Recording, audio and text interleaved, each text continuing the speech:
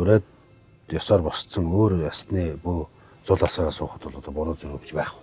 Цэрэн баав гэж мундаг хүний шав.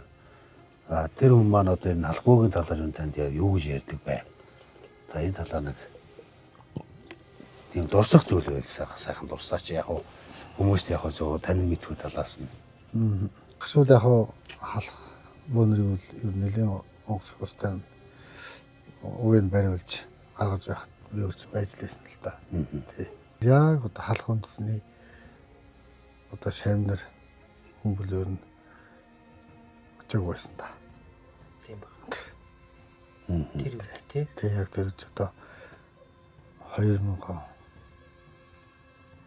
тий 2000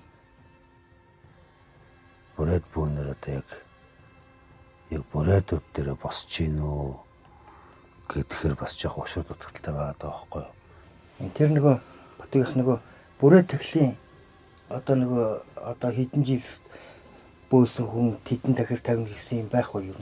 3-аас 5 чанар хүртэл бөө хөнгөдөг чинь одоо янз бүрийн хатаа утга зан билих төрөлөр нь хориотой. Тий.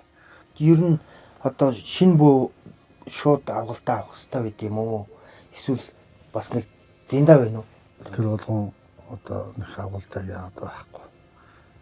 Тэр одоо чанар манар 8 чанар 10 хэдэн чанар өндөр болоод түн олон үйл хийгээд